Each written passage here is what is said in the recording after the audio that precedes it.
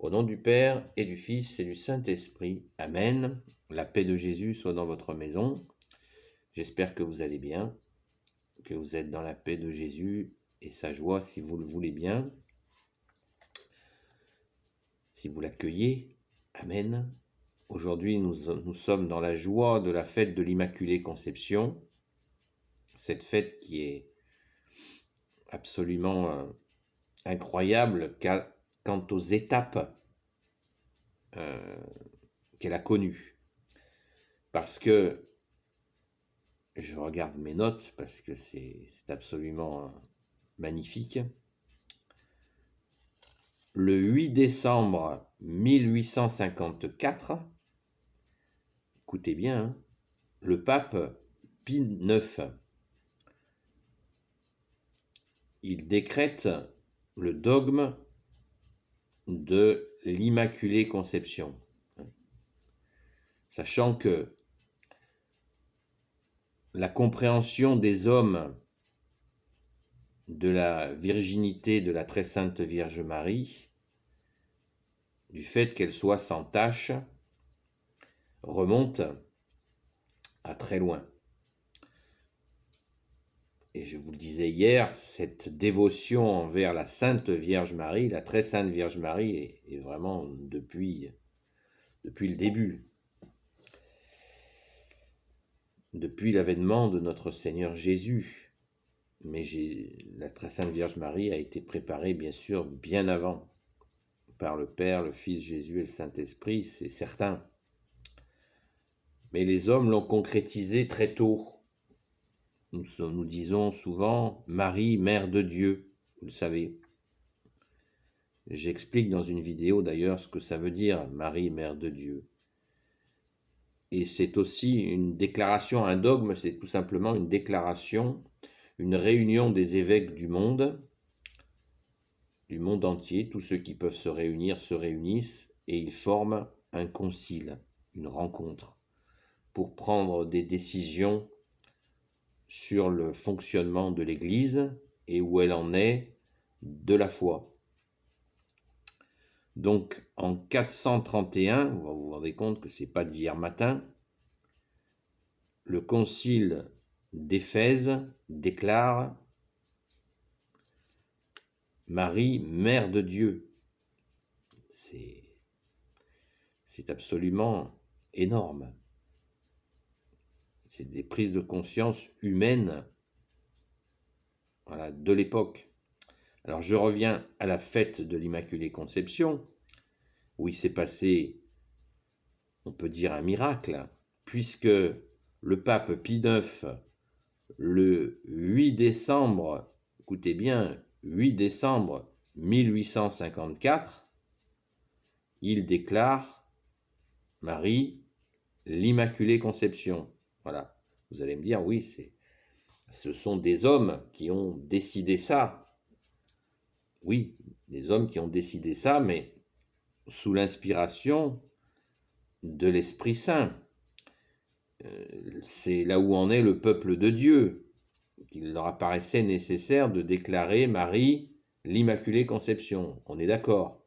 Mais certains peuvent douter, légitimement d'ailleurs, dire ouais, ça c'est dans le cerveau des mecs.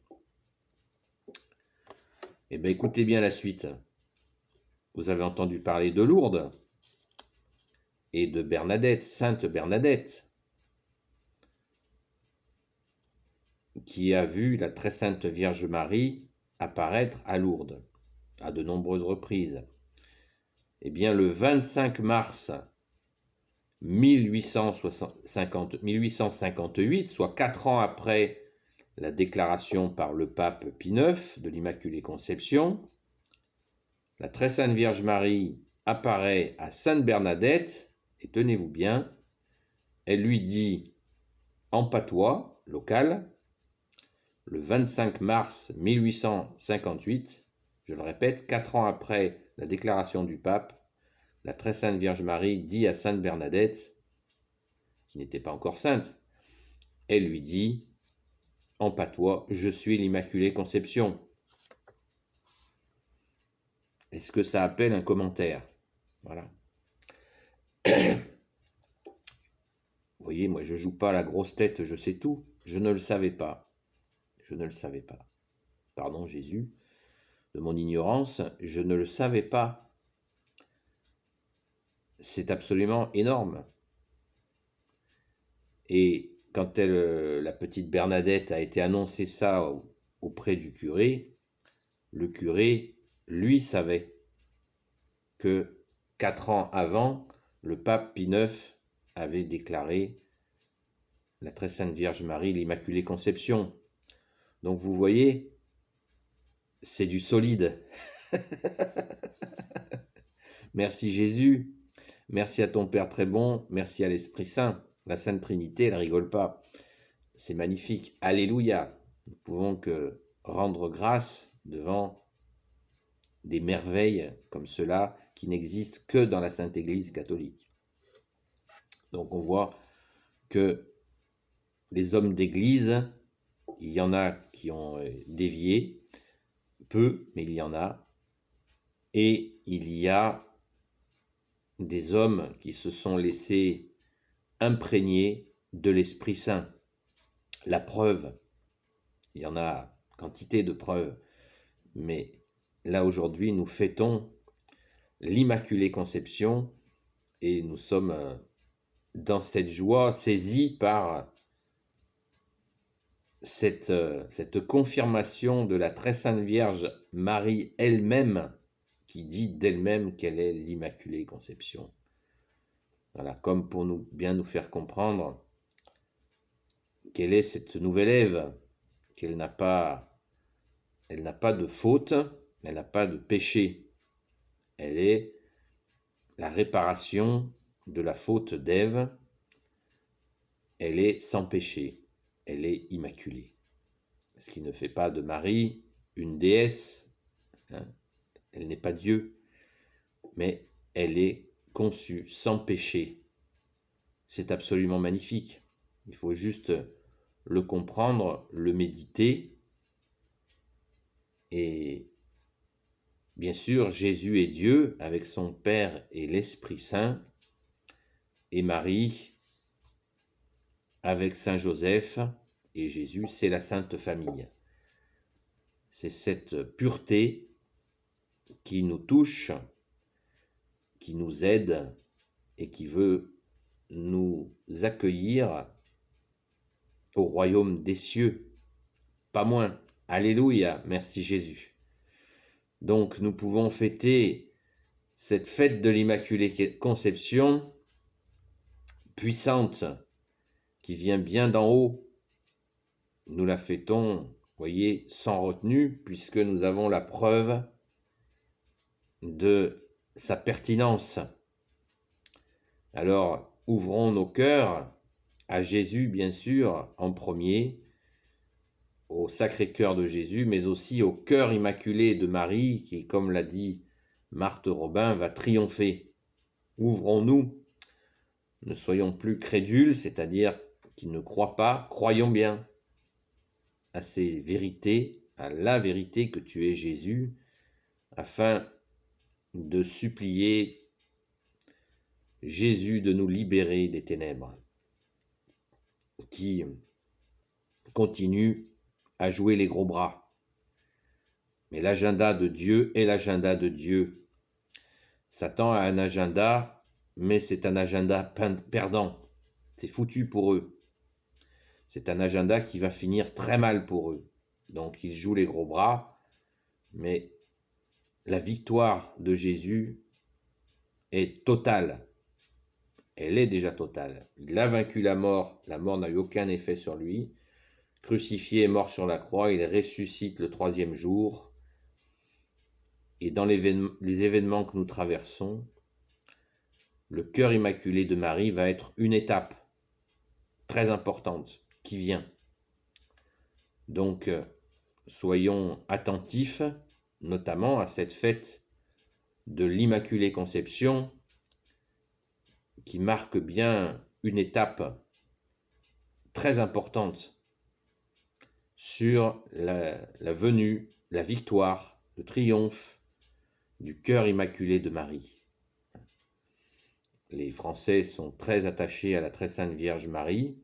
Il suffit d'aller dans les églises régulièrement et de voir le lieu où il y a une statue de la très sainte Vierge Marie, le nombre de bougies qui flambent pour des prières tournées vers la très sainte Vierge Marie, qui ne garde rien pour elle, qui les présente à son Fils selon ce qu'elle souhaite faire. Eh bien, nous pouvons lui faire confiance, car Marie ne présente pas n'importe quoi à son Fils. Mais vous voyez cette dévotion à la très sainte Vierge Marie, qui n'est pas de l'idolâtrie, contrairement à ce que disent certains, puisque Marie fait partie de la communion des saints, elle est sainte, elle est immaculée, et elle intercède auprès de Jésus, son Fils, son divin Fils, pour qui elle a tout donné, toute sa personne. Et elle continue, elle ne s'arrête pas. Comme tous les saints et saintes amis de Jésus, alléluia. Mais la relation Jésus et Marie est un mystère, nous le savons. Cette relation de ces deux cœurs puissants, bien sûr, le Sacré-Cœur de Jésus, c'est le cœur de Dieu. C'est évident, on ne fait pas de comparaison. Mais le cœur immaculé de Marie va triompher. Donc soyons à l'écoute, les amis. Béni soit le Père, le Fils et le Saint-Esprit. Amen. Ô Jésus, toi qui peux tout et qui portes tout, toi le Sauveur, toi l'Emmanuel, je te confie toutes celles et ceux qui regarderont cette vidéo ainsi que leurs proches selon ta sainte volonté. Bonne fête à toi notre Mère, Reine des cieux, toi l'Immaculée Conception, toi qui écrases le serpent, toi qui as la lune sous tes pas. Saint Joseph, toi le juste et le saint, toi le sage, toi la terreur des démons, toi le saint gardien de la Sainte Église catholique et apostolique. Sainte Marie-Madeleine, notre chère sainte patronne, et vous tous les saints et saintes, amis de Jésus, Saint Michel Archange qui est comme Dieu, Saint Gabriel Archange, Saint Raphaël Archange et tes anges guérisseurs, et vous tous les anges qui servez Jésus, je vous confie toutes celles et ceux qui regarderont cette vidéo, ainsi que leurs proches, selon ta sainte volonté, ô Jésus. La paix de Jésus soit dans votre maison. Bonne fête de l'Immaculée Conception à toutes et tous.